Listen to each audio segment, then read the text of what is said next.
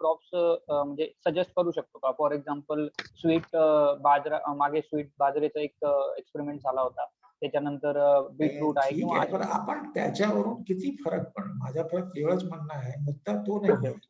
आपण म्हणतो उपलब्ध असलेल्या पाणीबद्दल आपण बोलतो, उपलब्ध असलेल्या पाणीबद्दल बोलतो. आता त्याच्या काय की ज्यांच्याकडे पाणीच नाहीये.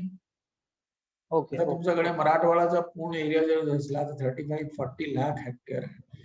मला एक्झॅक्ट आठवत नाही, पण तेवढा कुठेतरी होता, 40 किंवा 50. तर 50 लाख हेक्टर मध्ये 5 लाख हेक्टरचा ऊस झाला. बाकी 45,000 हेक्टरला जर पाणीच नसेल तर तुम्ही 5 वर्ष भांडत राहायचा. 45 बद्दल काय करणार? Yes sir, yes. तर बाहेरच्या लोकांचं म्हणणं असं आहे की यांना तुम्ही धोधो पाणी देतात, आम्हाला काहीच देत नाही. तो मेन ऑब्जेक्शन काय आहे की तुम्ही जास्त खर्च करून एकच क्रॉप वाढवली, त्याच्यापेक्षा तो पैसे जर तुम्ही चांगल्या पद्धतीने सगळ्यांवर व्यवस्थित खर्च केले असते तर जास्त एरिया पाणी खालीच्या ऐवजी मॉइश्चर खाली आला असतं. मी तुम्हाला उदाहरण देतो. 1 लाख कोटी आपण कॅनल इरिगेशन वर खर्च केला आणि 10,000 कोटी आपण वॉटरशेड वर खर्च केला. का केला? तुम्ही ऍक्च्युअली 50,000 कोटी वॉटरशेड वर खर्च केला पाहिजे होते आणि 50,000 कोटी कॅनल वर खर्च केला पाहिजे होते. म्हणजे जास्त एरिया तुमच्याकडे इरिगेशनला आला असता. छोटे छोटे बंधारे जास्त बांधले असते, छोटे तालाब जास्त खोदले असते, डिसेंट्रलाइज इरिगेशन जास्त केला असता. आपला ऑब्जेक्शन काय आहे? शुगर केन मुळे झाला असं नव्हे, हे सांगितलं पाहिजे की कॅनल इरिगेशन मध्ये अवाजवी खर्च झाला आणि डिसेंट्रलाइज इरिगेशन वर दुर्लक्ष झालं आणि त्याच्यावर जास्त मोठ्या प्रमाणावर डिसेंट्रलाइज इरिगेशन स्ट्रक्चर्स बांधण्यात आले नाही. त्याच्यामुळे आपल्याकडे मोठ्या प्रमाणावर लोकांना जेमतेम थोडासा मॉइश्चर सुद्धा भेटू शकला नाही, परंतु दुसऱ्या लोकांना फार मोठ्या प्रमाणावर पाणी उपलब्ध झाला. हे असमान वाटप कशामुळे झालेलं आहे? असमान खर्चामुळे झालं.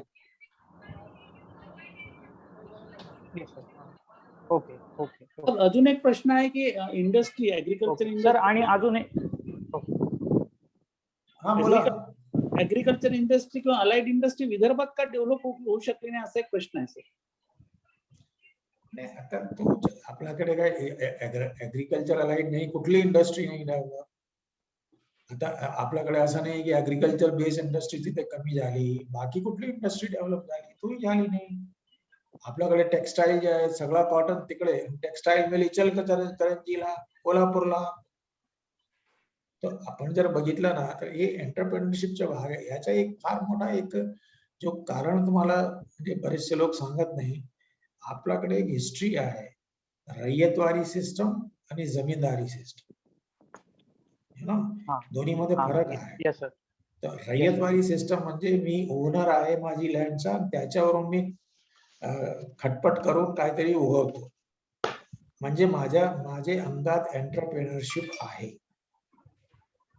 जमीनदारी सिस्टम तो घरी बसून जमीनदारी करतो, त्याचे लेबर जे आहे त्या ठिकाणी राबतात.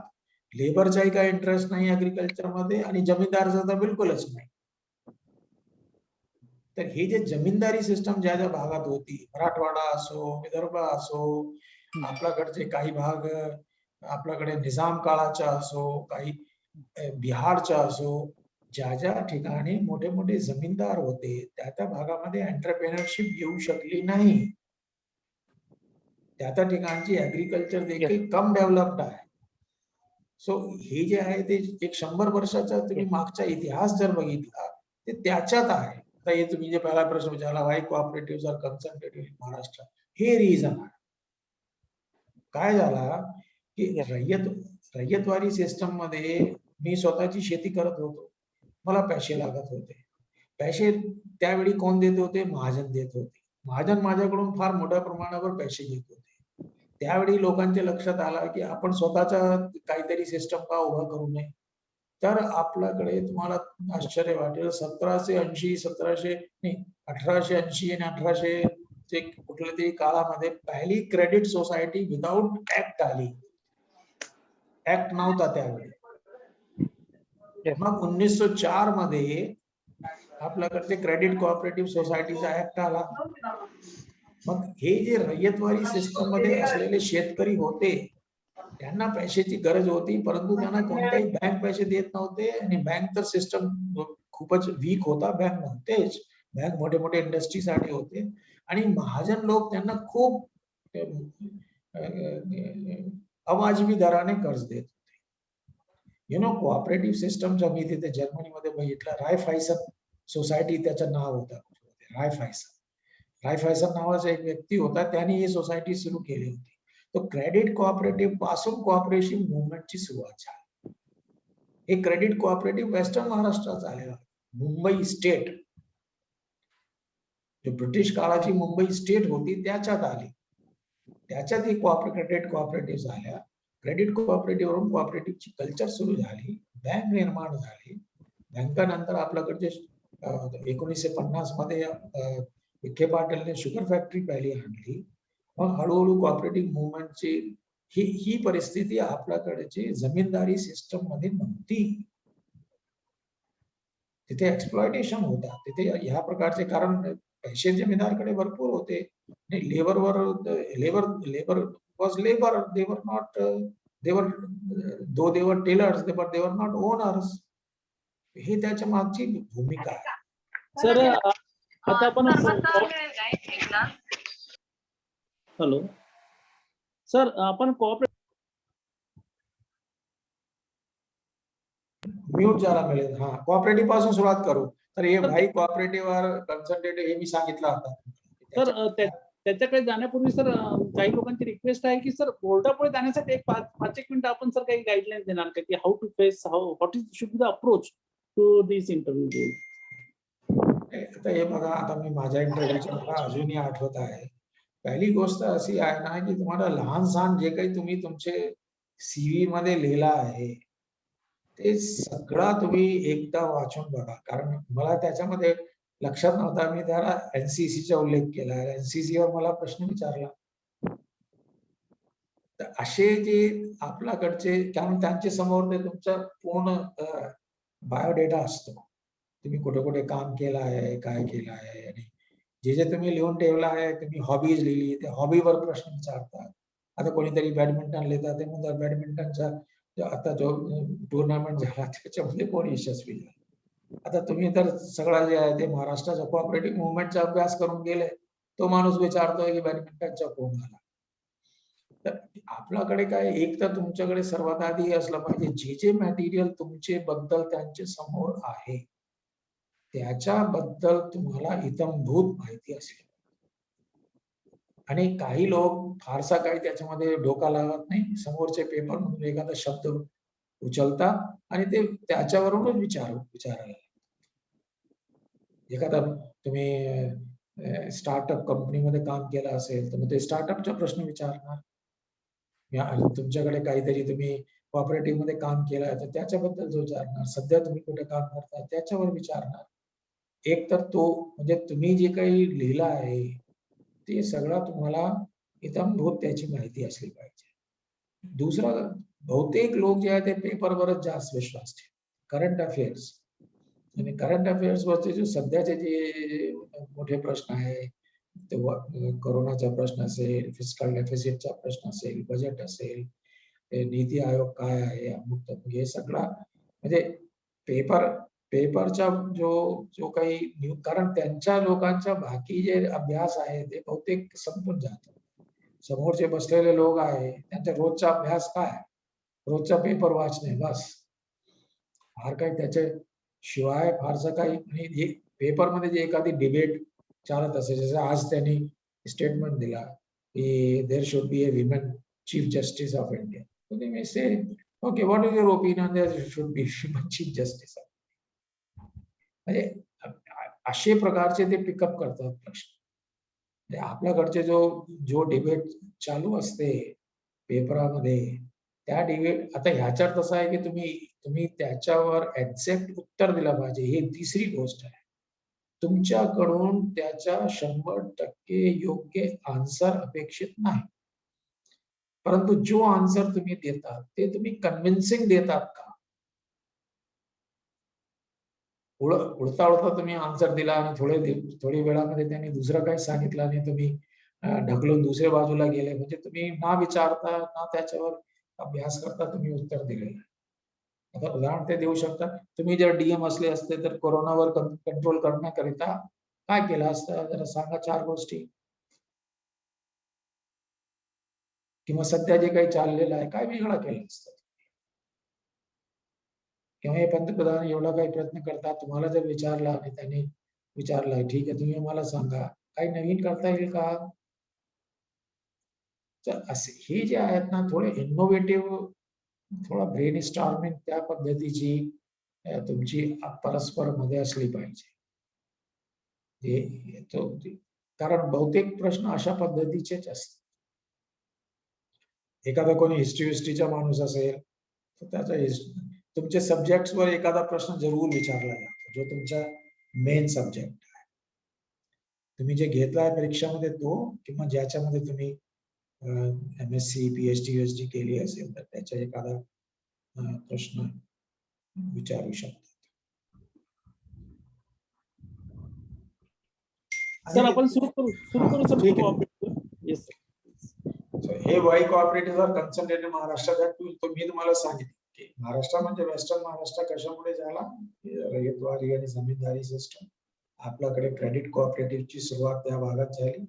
त्या भागामध्ये आपल्याकडे क्रेडिट कोऑपरेटिव्ह झाल्या, मग नंतर हळूहळू शेतकऱ्यांच्या फायनान्सिंग वरून बँक्स निर्माण झाले. बँक्स निर्माण झाल्यानंतर त्याच्यामध्ये व्हॅल्यू चेनच्या हिशोबाने शुगर फॅक्टरीज आल्या, मिल्क कोऑपरेटिव्ह आल्या. तर हे त्याची मोर दॅन 100 इयर्सची हिस्ट्री आहे. तशी हिस्ट्री विदर्भाची आणि मराठवाडाची नाही, कारण त्यांच्यामध्ये जमीनदारी सिस्टम होती आणि त्या सिस्टम मध्ये अशा प्रकारचे कोऑपरेटिव्ह नव्हते. आणि त्याच्या जो काही so what ever was sown because of this very long history that really created a kind of situation, that movement. And then there were some very highly successful movements at that moment of time.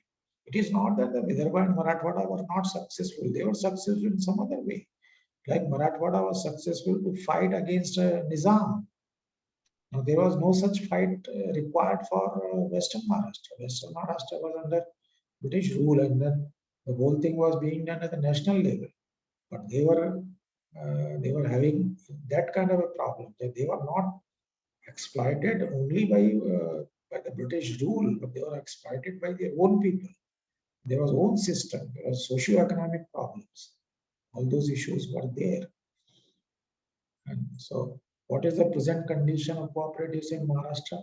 You can give it very beautifully. Say, those cooperative institutions which are good are not getting better, and those who are bad are becoming worse.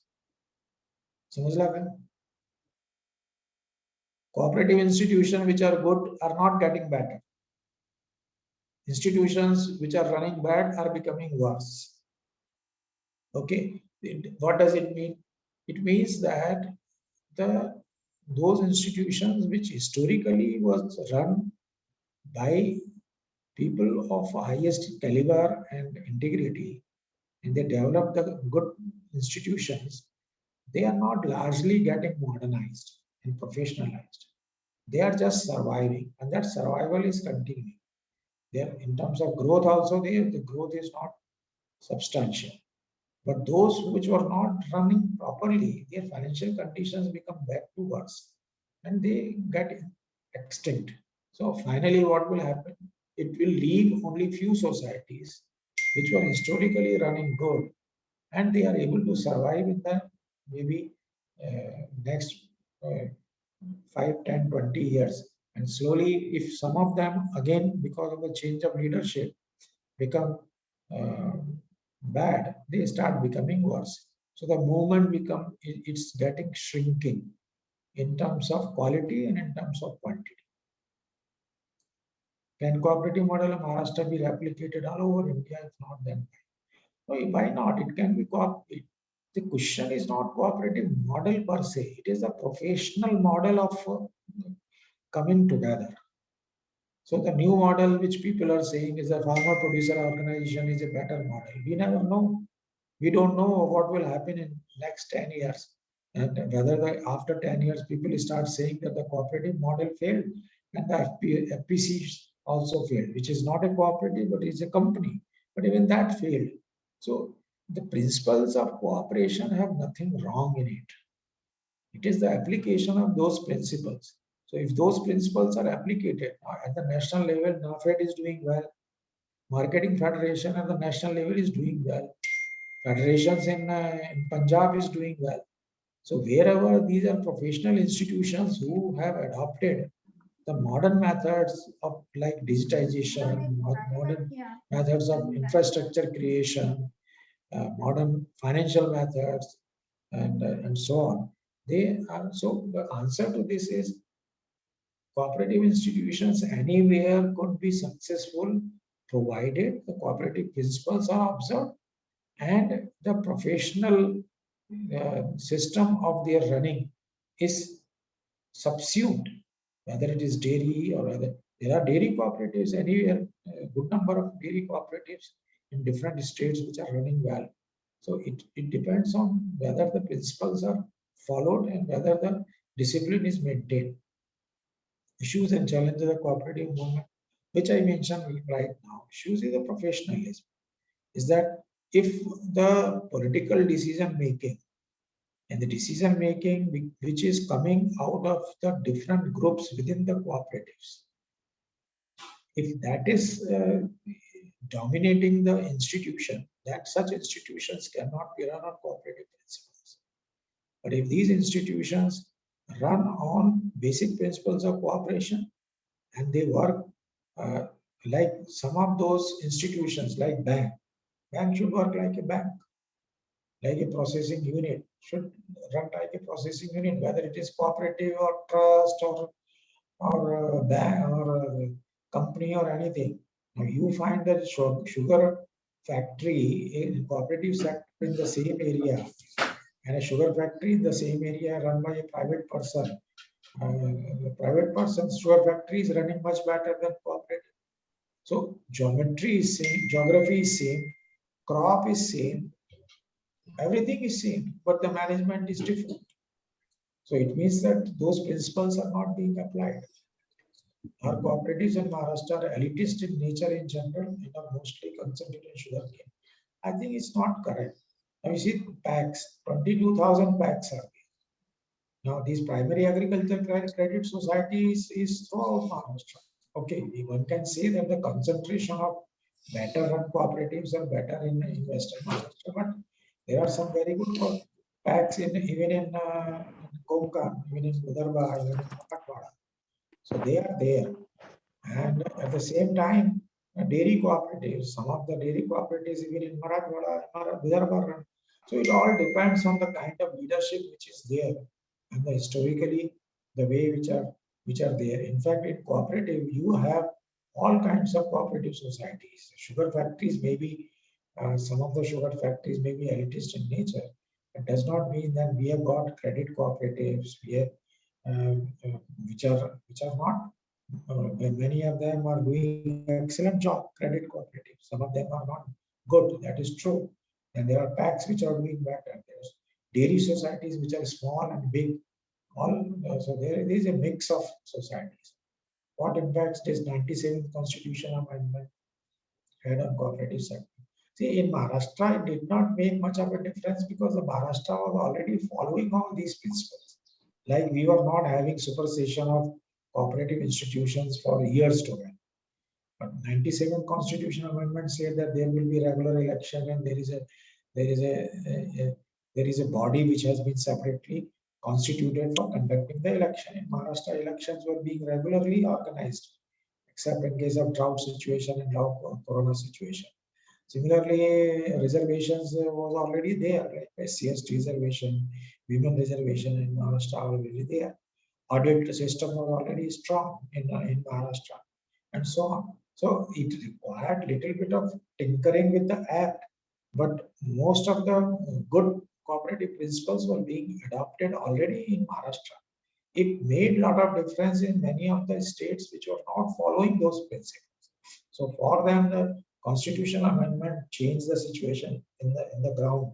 But for Maharashtra, it was already being followed in a big way. Why cooperative movement did not spread Vidarbha Marathwada? I think it's more, I've already explained that Vidarbha and Marathwada cooperative institutions based on cooperative principles were not there historically. While in Western Maharashtra, with the help of cooperatives, they started about 125 years back. Started from 1904 as institution. And before that, also there were unregistered societies which were working. And Rayatwari and Zamindari system obviously had a difference. So there is historical reasons for that. But that does not mean that the societies cannot be successful now in Vidarbha and Marathwada if they are professionally run. What is the future of cooperative movement in Maharashtra? Those cooperatives which will continue to adopt the business principles of the which have the which have all the ingredients of success, they will continue to act. And many of the sugar cooperatives may continue for another 100 years below. Some of the banks will continue, but it does not mean that it will be throughout the spectrum. There will be fewer and fewer societies which will remain in the field as active societies, because, as I said earlier, those who are bad are becoming worse and those who are good are not becoming better. So the good have to become better with time to meet the competition. It is like APMCs. So if you consider cooperatives like APMCs and new businesses outside APMC, if like a sugar factory which is run by a private sector is running much better and giving much better profit, much better price for their farmers, and there is a nearby sugar cooperative which is badly managed and not giving price on time, obviously the farmers will go away from one to another. So this competitive spirit will remain there. So those who are competitive cooperative will survive.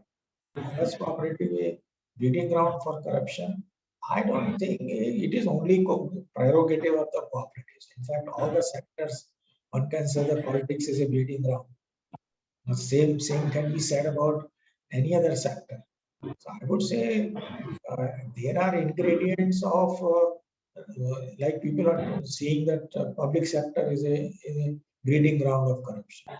Service sector like regulators in terms of revenue department, police, there is a big, so wherever there is a possibility of non-transparent behavior and creating a situation where it is not being run professionally, there can be such situation. But these are member-driven societies, and if the members are alert, there is no reason that these institutions can degenerate into such a situation. Issue of politicalization of cooperative movement and cooperative find relief from politics. See, there are some cooperative institutions which are totally aloof.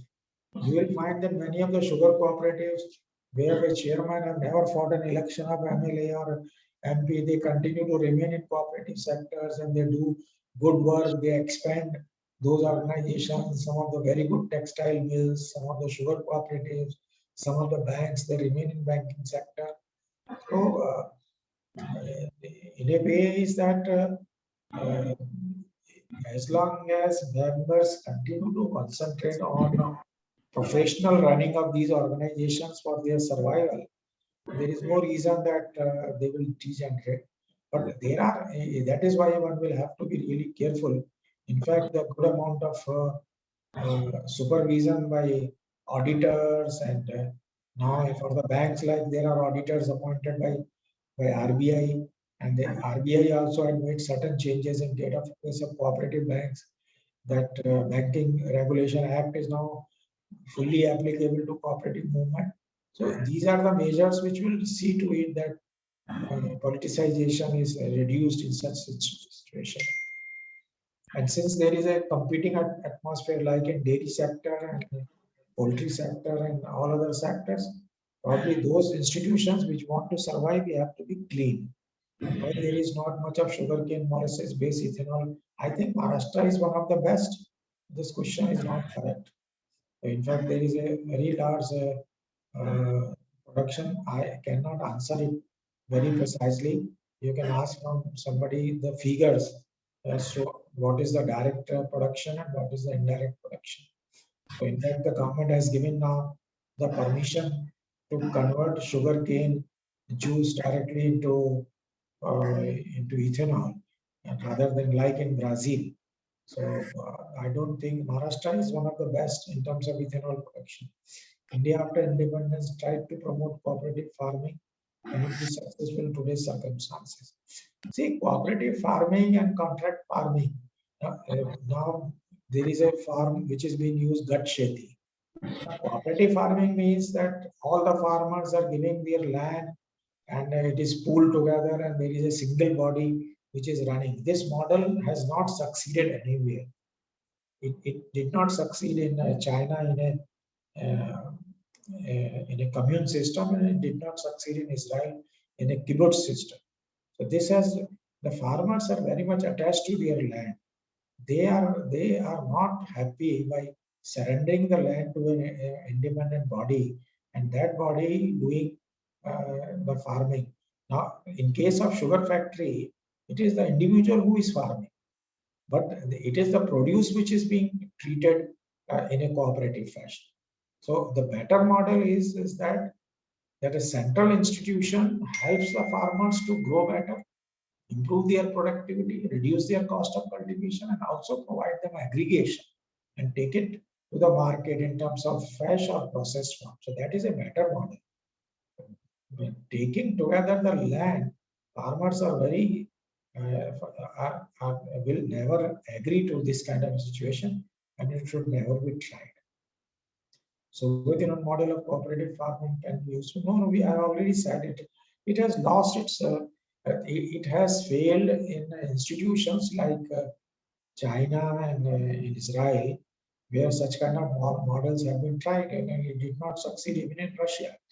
So the point is that a central body, whether it is FPC, whether it is in a contract farming institutions, contract farming sponsor, they can provide in the back end the services to all the individual farmers for better production, so that the whatever labor is put up by the individuals, their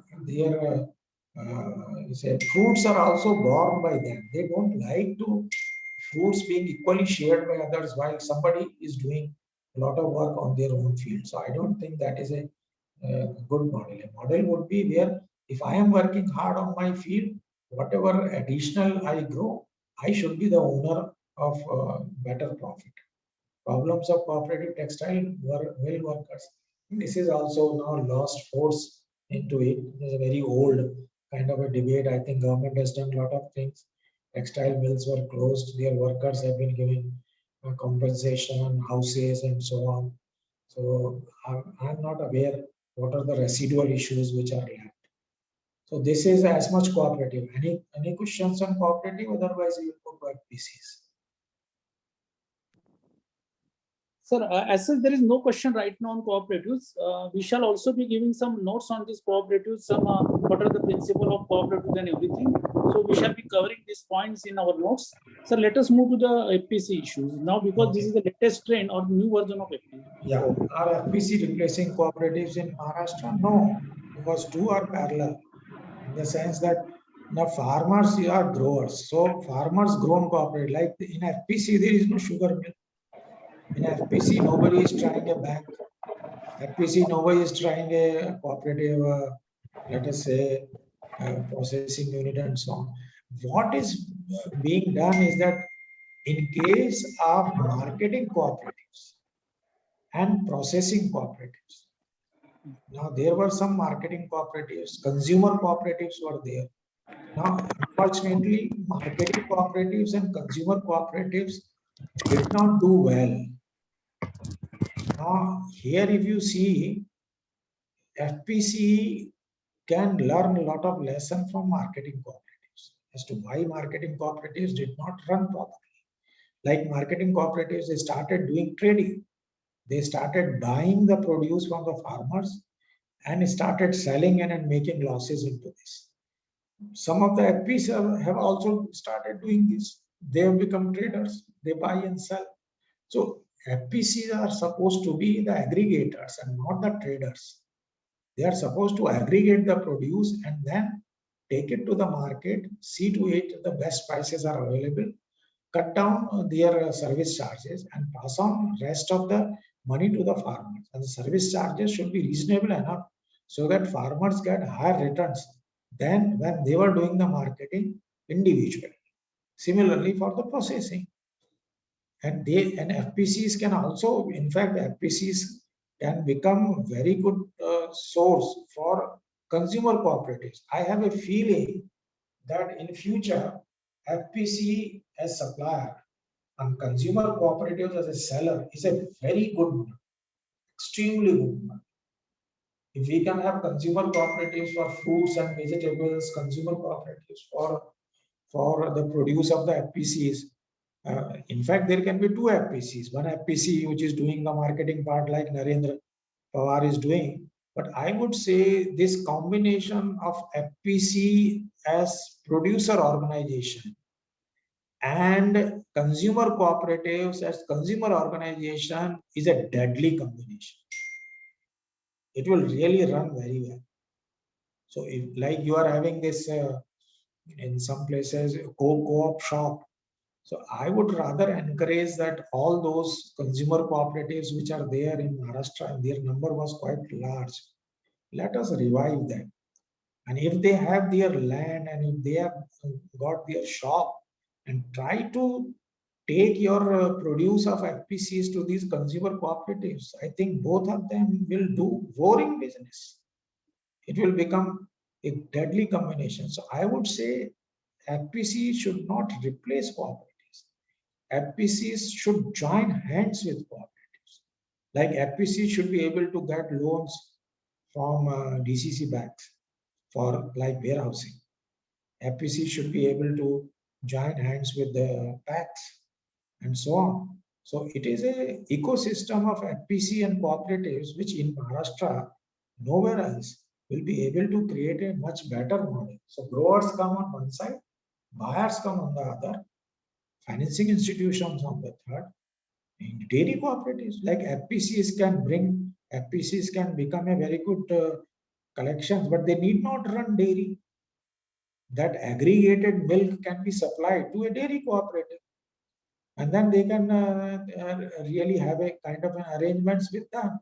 So it means that some of the cost of the dairy cooperatives is taken over by FPCs. So this will really work. This can be a good model. So it is not that FPCs are replacing cooperatives. How FPCs are different from cooperatives, as you know, a farmer producer company. So they are under Companies Act. Cooperatives under the Cooperatives Act. That is the major difference. So the discipline of the cooperatives work there under the Registrar of Cooperative Society. And in case of FPC, the Registrar of Corporates, where you submit all your returns.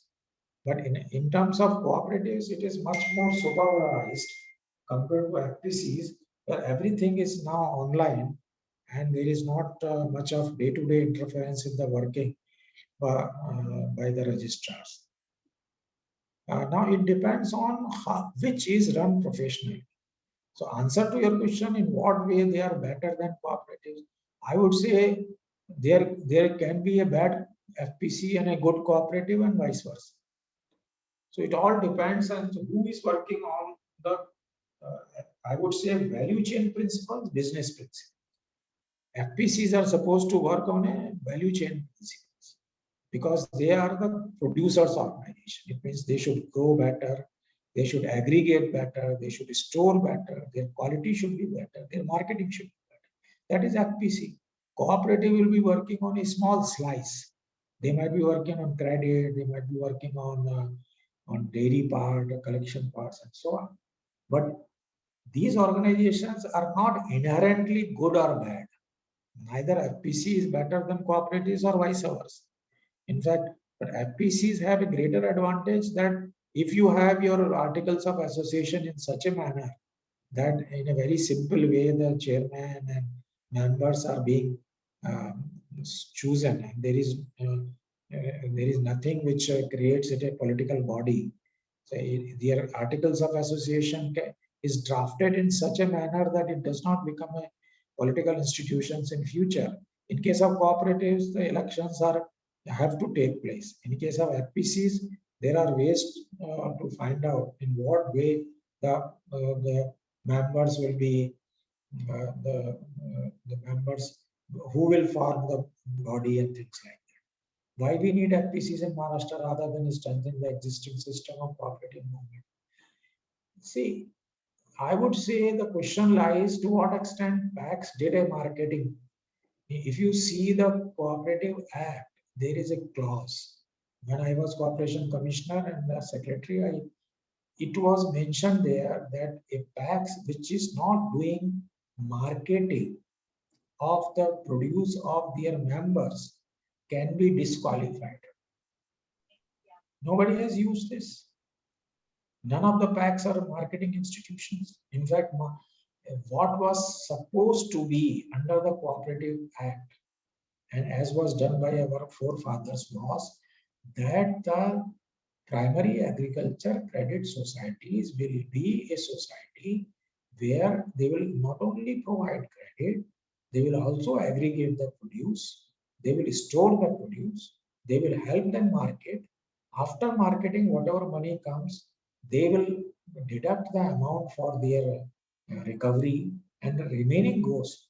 If any PAC is willing to do this, there is no need of FPC. I repeat, FPCs are not needed. If PACs do the same kind of aggregation and marketing as FPCs are thinking of doing, but FPCs have a weakness because they are not the credit institutions.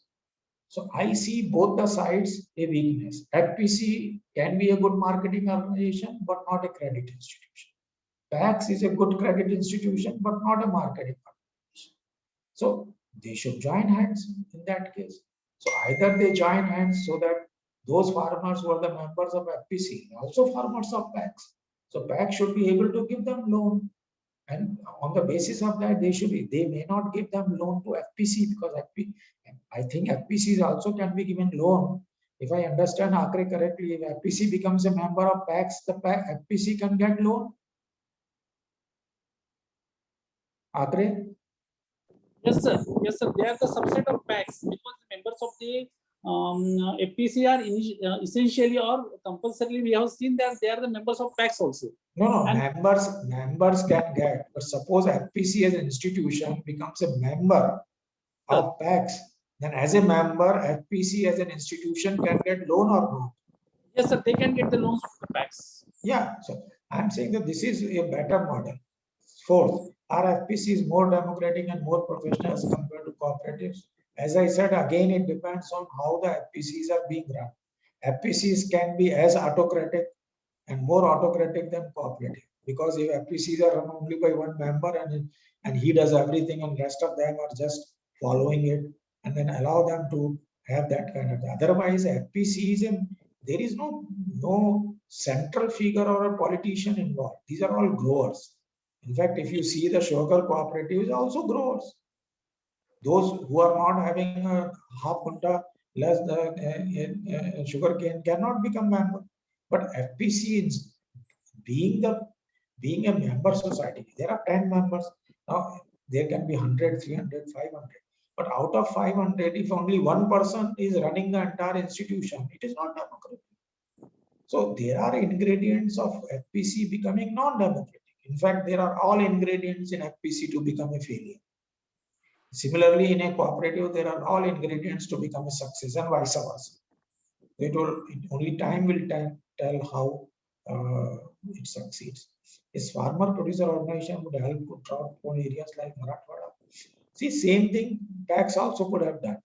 But the question is, farmer producer organization have a better chance of doing it because if they work in a value chain, for example, Suppose they come together and have a lift irrigation society, which belongs to FPC. They can do it.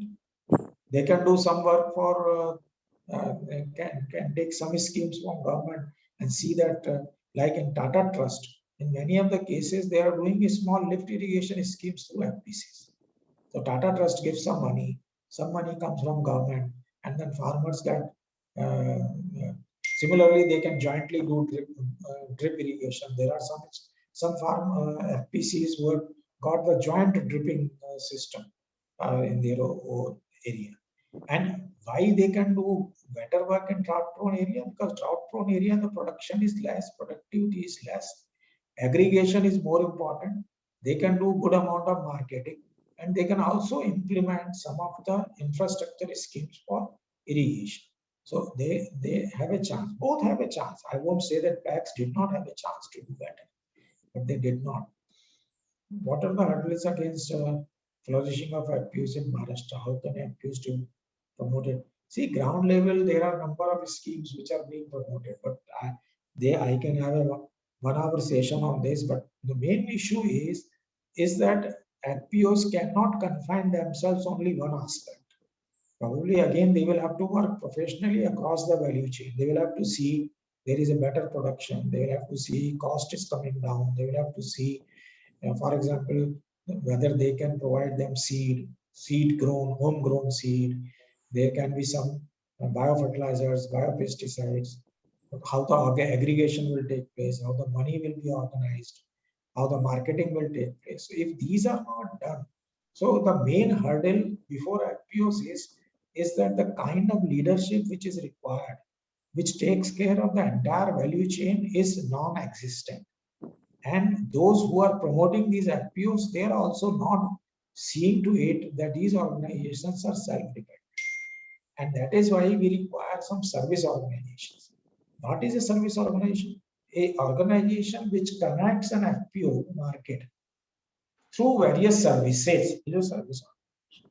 So we need, instead of NGOs, we require some service organization which on payment provide services to FPOs to connect them to the market.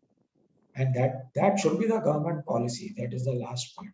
Today, the government policy with reference to FPOs is to promote 10,000 FPOs at a cost of 7,000 crores, 70 lakhs per FPO. Over a period of 5 years, they will be promoted by some organizations which are working under CBBOs and cluster-based business organizations, which are working under SFAC in Government of India, NCDC, Government of India, NABARD, and various other institutions. That is the present policy of FPOs. There is also income tax relief up to 100 crores income for 5 years in case of FPOs. They are also being provided equity capital equal to what they have earned. They are also provided the bank guarantee up to a loan of 2 crores up to an extent of 75 to 85%. These are the policies of FPCs. So any question on FPC? So far, sir, in inbox there is no question regarding the FPCs, and most of the candidates, I think, were convinced, comfortable, and has got the crux of the FPCs.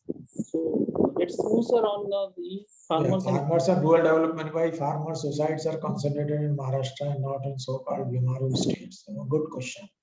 If you see the cost of cultivation in Vimaru state is not even half compared to what is there in Maharashtra. Because Maharashtra is technologically more advanced, and the credit or discredit goes to the agriculture department that they promoted seeds, fertilizers, pesticides, mechanization up to the last scale. This is point number one. Second thing is in terms of the rain-fed Bihar or Madhya Pradesh or any of these institutions except Rajasthan, where now irrigation system is convincing. So on one side, there is more cost of cultivation because of the penetration of various technologies. And on the other side, there is a more uncertainty in terms of production and marketing. So the risks under which the Maharashtra's farmer do farming is one of the highest in the country. This is the similar situation in case of Telangana and Andhra, similar situation in Karnataka, and similar situation in Kerala, where more or less similar situations exist, and that is why most of the suicides have taken place in these belts, and they have not taken place in so-called Bimaru states. This is the reason. Gender cultural aspects of farmer suicide, why farmer's wife not committing suicide. Now, in terms of when the loan is taken, the loan is being taken by the male member, and the kind of reputation that the male member carries in the society is decided by the male member, not by the female member. And the kind of say harassment which is given to the farmer is to the person who has borrowed from the money lender or borrowed from their relatives. Is in certain cases even the wife feel so much worse about it, but this is carried on the head by the male member, and a male member, as the male ego says, the male member considered as his failure to save the entire family from starvation, from the distress, and that is why the mental pressure on the male head is much higher, and that is how it happens. Regional development imbalance in Maharashtra, I have already mentioned that historically that Mumbai area was Rayatwari, other area was Zamindari. The initial irrigation systems came more, they were historically higher because of the Sangli, Satara, Kolhapur, Sansthan, because there even Maharajji and everyone has done great work in those areas, and so there was a history.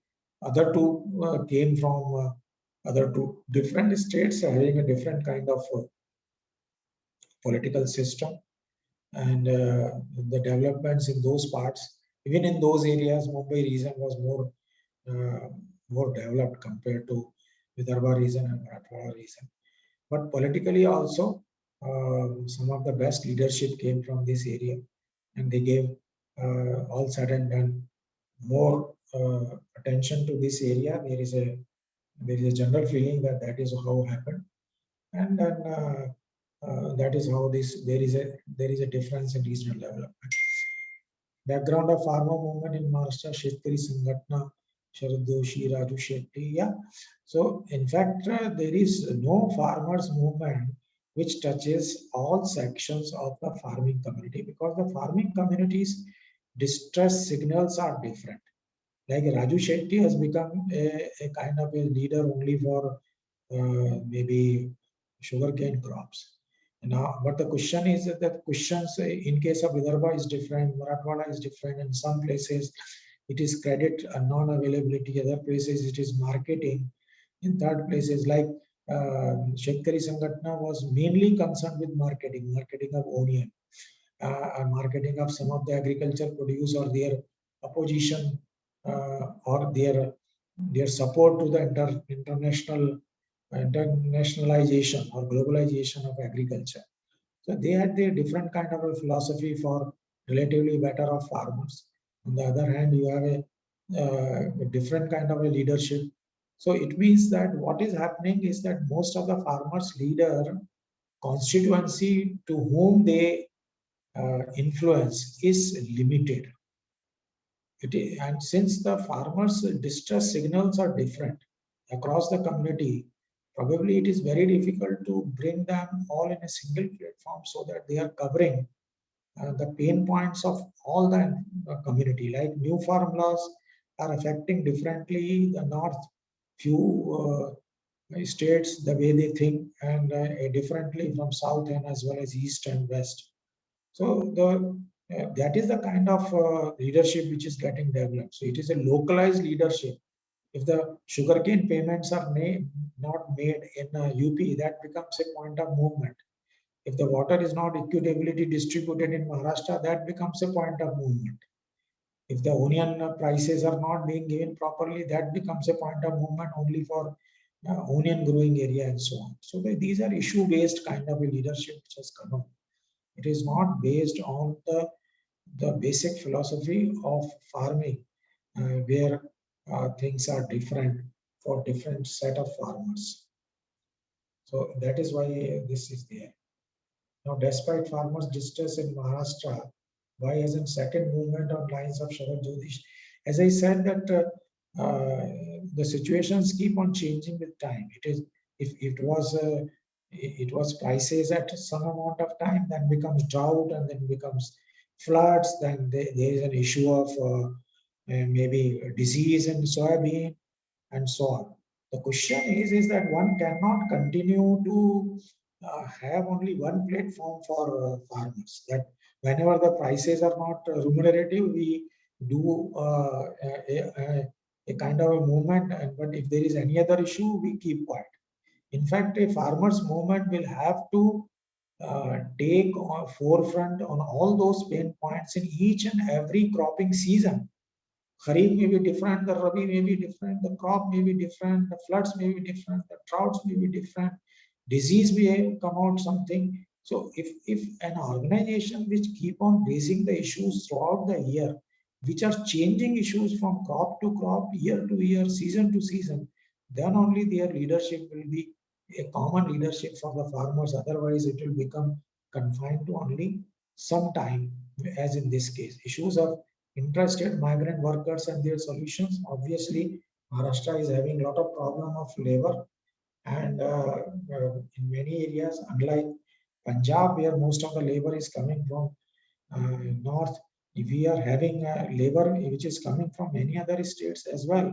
But luckily, that major labor which is coming in agriculture area is coming from one underdeveloped district to another developed district, like from Beed, Usmanabad, it is going to sugarcane belts and so on. So most of the agriculture labor is coming within Maharashtra's backward area. So migrant workers within the states, but as the agriculture is improved, the situation will become worse. In fact, in some of the areas of Maharashtra, like for horticulture crops, it is already very difficult, and probably one will have to take care of this by greater mechanization, and which is already taking up. Comparing Marathwada with other part of Maharashtra with Railway Sindhi model, Evra Bazar model, are they? Now, again, these are question is how do we replicate it? Now, these ingredients are known and they are leadership driven. So, Raleigh Chindi and Evra Bazar both are leadership driven, but one cannot have that kind of a leadership which are there in each and every part of watershed development. So, in watershed, say the kind of work that the water organization trust is doing, it has to be institutionalized, and that institutionalization is watershed plus. The people are realizing that if the water is available, the first crop which is taken up is sugarcane, because there is a market. But then there are, it has been shown by KVK Jalna that it need not be sugarcane. They have done something in Kalvanchi where everything is grapes. So if there is a total model of moisture capture, water harvesting, say use of water genuinely in a judicious manner, taking crops which have a market, and so it becomes end to end. So I would say there is nothing wrong with watershed development. But watershed development, the way it was initially put up, it was a total value chain. But unfortunately, it became a movement of only the engineering structure, and that created problems. So watershed development should not be a model of engineering development. It should be a model of social transformation and economic transformation across the value chain. Is Maharashtra dependent on migrants from other? I have already answered that. Despite Vidarbha and Marathwada facing agriculture for decades, why there is a lack of strong institutional mechanism to ensure remunerative livelihood to farmers in this regard? See, there is a lingering kind of model which is accepted by the farmers, is that only government should buy, and that is why all the movement are confined to say government, you buy our tur, you buy our soybean, you buy our cotton, and these are the crops which are being taken in Vidarbha and Marathwada. So all pulses you should buy, all soybean, wheat and rice is very little there. Wheat and rice in any case are not purchased in Maharashtra by NAFED. Very little of the pulses are being purchased. Very little of soybean has been purchased. But the question is, there are successful models which are visible in case of horticulture, in case of vegetables, fruits, in case of processing units and so on in Western Maharashtra. Even in, you see, cashew nut is doing well in some of the processing units in Konkan. So Vidarbha and Marathwada, Vidarbha can do for oranges, Marathwada can do for sweet lime and custard apple in Vidarbha and so on. I think their farmers are realizing that it is not just the government purchases, a government should buy their produce. They will have to develop their own value chains. And that is why custard value chain is coming in Vidarbha. Orange is small value chain is coming, though they are very, very small. Marathwada, little bit being done to a processing unit in Kushnur, in Nanded. It is being done, but lot more remains to be done. We have farmers organizations and connecting them to the market, because there is a market for sweet lime, there is a market for orange, market for custard apple, there is a market for Kesar mango and so on. So it means that there is a strong institutional mechanism. While the government is trying through POCRA and through SMART, but I believe that the farmers will have to come together and start working and finding out their own marketing setup, either within Marathwada, Vidarbha, or joining hands with people like in Pune and other places. If you made DM, then what innovative steps you would take to tackle farmer suicide in Maharashtra? You will say, I will organize them and start implementing the localized value chain around the crop in which they are right now interested. To give an example, cotton is one of the crops. So I will see to it that the cotton production becomes better. If they are having less of irrigation facilities, how do we get more irrigation for them under the existing schemes? I will integrate all the government interventions in my district across the value chain. Then I will say how the cotton is picked up and stored and how it is converted into bales and how the bales are traded or whether it can be given to textile mills. So entire cotton value chain, if I work, the farmers will get more money than they are getting from these four principles: decreasing cost of cultivation per unit, increasing productivity, improving their quality, and connecting them to the market. I will also diversify their sources of income to animal husbandry, dairy, wherever I can do, because these government schemes are there. In fact, nothing more than integration of all government interventions. I am sure I will be able to mitigate the distress of the farmers. And as a DM, I will be much better placed to do it compared to any other HOD, because HOD is looking after only a very small part of the value chain. How separate development boards for Vidarbha and Marathwada contribute in addressing issues? No, they did not contribute much. They brought out the issues of regional imbalance, but the money which was given to them through the system of governance was very small compared to making any impact on the regional imbalance. Though the studies which have been done by these regional boards were useful documents, but in terms of the total removal of backlog, it was not much. The backlog removal has remained in the hands of the entire state government, which is a government for all the regions. And then whatever debates takes place on the floor of the house has been probably got some pointers from such studies, and that is how it is going on, and that fight still goes on. Situation has become better. Lacunas and issues in their functioning. So this is what it says, that arrangements can be continued only when their backlog is taken care of on the basis of the increased budgetary allocation, which in any case is extremely difficult in the prevailing situation where the total size of the cake is very small. Status of Marathwada water grid project proposed to arrest water scarcity in the Marathwada region. See, all such schemes and many more, as I said earlier, 1 lakh crore worth of schemes are on the drawing board and they are in various stages of implementing it. The point is you take this scheme or that scheme. The most important thing is to complete those schemes which are already at the nearly completion stage, and those which are completed, their catchment area needs to be done. If that is done, the impact will be much more than taking up the new schemes. That is how we should do. I think that is all you have given to me. Yeah. Thank you so much, sir. There are some questions. Yeah. Sir, Sagar wants to know that this green revolution model was way back adopted in India. So there need to be some kind of total overhauling of this model. And that is making more pain than boon in the system. So how to get out of this mindset of green revolution? No, say it again. It's not clear to me what you are saying. So there is a green revolution model in India, and there is a green revolution. Okay.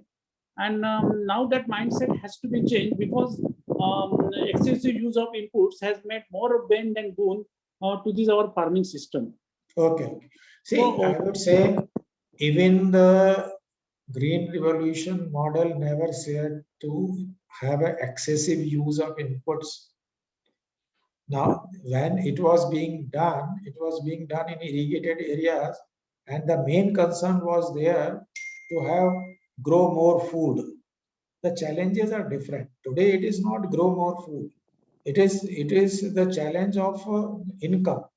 Now, our wheat and rice is no problem right now, but the problems may be different. So obviously, the green revolution formula to meet the requirements of the cereals was a great formula at that moment of time. But there also they were talking about keeping the health of the soil and all. But that was in their over enthusiasm, that was neglected.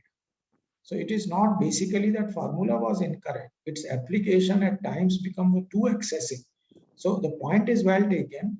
Since the sustainability has become a major issue, so let us say at that time the food security was a major issue. Right now the sustainability is a major issue. The economic viability is a major issue. Diversification is a major issue. So the issues are different. Now the same formula, green revolution, which was for food security, cannot be applied in a situation where we are talking about climate change, where we are talking about sustainability. So obviously our new models will have to be different. Sir, there is a question regarding these CSR activities in the watershed development program, drought-prone area in Marathwada and other region. So such kind of models have more impact rather than these other models that has been used in Maharashtra. Okay. See, if you see CSR model, first thing is that most of the CSR projects are being done by some very reputed non-governmental organizations. They have a dedicated manpower. Such kind of a manpower is not available when we come to government. Second thing is that the kind of expenditure which is allowed to be done, at times it is much more than what it is allowed. Like it was used to be only 6,000 per hectare of the watershed area in case of for many years, but the same limit was not existing for KFW watersheds.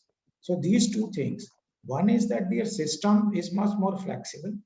Second, they have got a kind of a dedicated manpower, and the cost norms are different. The kind of watershed development work which was done by them was of superior quality. Now, if the same model is to be done here, probably the whole system will have to be changed differently. It is not that that cannot be done, but their replication in a government situation, when the same was replicated by a large number of NGOs, probably the kind of watershed work was done was very bad, and the government of India had to abandon that program. And then it was given under the Haryali program for Panchayati Raj institutions, and from there again the guidelines changed. So there has been several changes. The point I want to make is that just simple watershed development is not solving the issue. It is watershed plus, and that is something, a kind of model which Pokhara is trying to do. Sir, there is another question. Recently, much talked about project is Vikel te Pikel. How far this is practical on ground reality? Will it lead to the changing of cropping pattern, or is it expected that the farmer should change their cropping pattern under the scheme? How you see the recent future of this project? See, Vikel te Pikel only concentrates on one point, that we should not only give attention on whatever we are growing, but we should also see that whatever we are growing is also there is a market.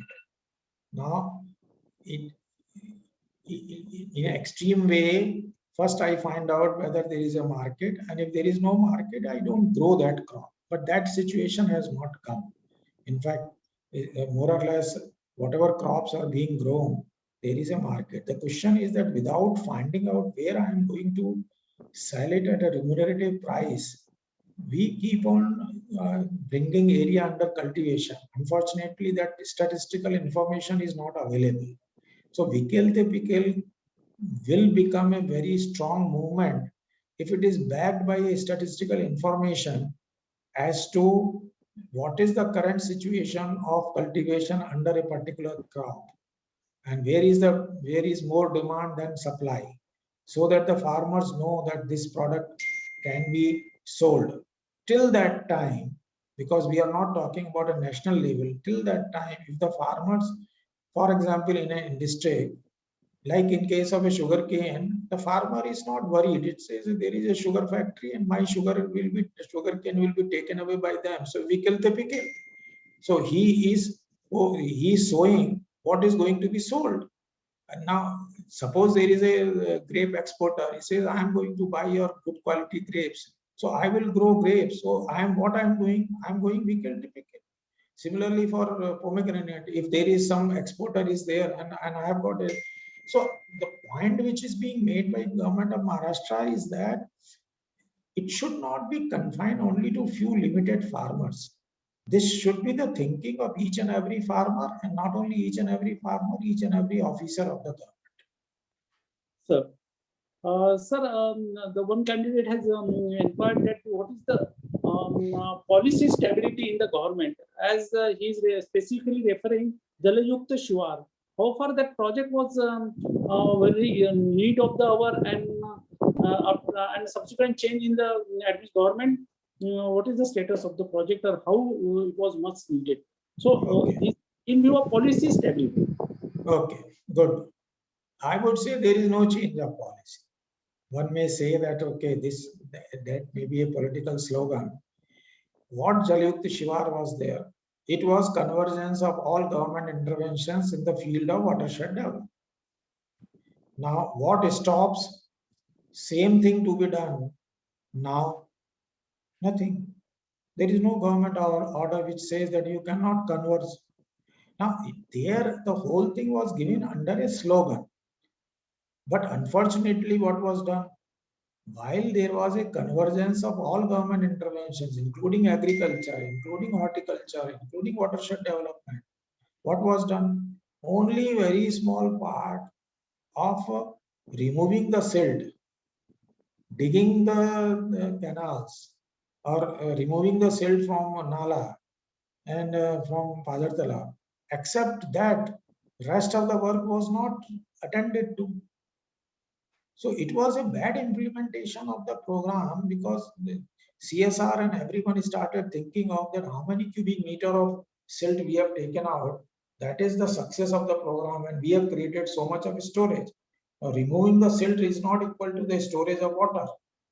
But water should come. So I'm saying that time also the scheme was wrongly interpreted, And this time also, non-continuation of this scheme is being wrongly interpreted. Both are saying that please do a work and to end. Do not do only a very small part of the work. They said you do like this, they did not do. The present government is saying that you should also do like this because what was done earlier was not end to end. So I don't think there is a change in policy. It is only a change in interpretation. Sir, that is the end of the session. Sir, I am really thankful that most of the candidates have expressed their thanks to you, sir, regarding in-depth analysis of the subject. Thank you. A very short period, sir, in a period of 3 hours, sir, you have given them the entire frame of the subjects, and thinking on that lines, they have started a number of questions in their mind. Sir, in subsequent days, sir, there are a number of questions and number of topic-specific questions may be raised by the candidates or the participant. Sir, I again thanks Great, on the behalf what of is this entire forum? I'm participant. curious to know because I find almost 57 participants. What is this forum? Sir, these are the participants are the candidates who got through their mains examination of civil service examination. How have they come on single platform? Sir, it is a number of groups of theirs. Sir, once the candidate gets through their mains examination, out of their discussions, sir, they come to know that A, B, C, and D has passed the examination, and they keep on adding the student. So, sir, these all got together. Almost 100 members are there in the group, sir. No, So, this is MCDC group. No, sir. This is extracurricular activity on our part. My friend Satish Patil, then Amol Yadav, and there are n number of my friends, and we all are venturing into this activity. Achha, okay. So you have got a group, and to that group, these candidates have got attached to. Yes, sir. Yes, and then you try to help them to get their doubts cleared. Very good. Yes. Very good. Yes, sir. Great, Mr. great. Mahesh Bhagat, sir, Mr. Mahesh Bhagat, who is an IPS officer and a rank of commissioner in Hyderabad, is our always a guide for this such a forum, and he promotes such activities through these forums. Thank you. Thank you very much, and wish you all the best. All the candidates, whenever your interview is coming, may all of you come with flying colors and do great service for Maharashtra as well as the entire country. All the best. Thank you so much, sir. I shall again. You can always Thank you, connect sir. me, call me, and then if you want to have similar more sessions till your interview is held, please feel free. Thank you very much. Thank you so much, sir. Thank you very much.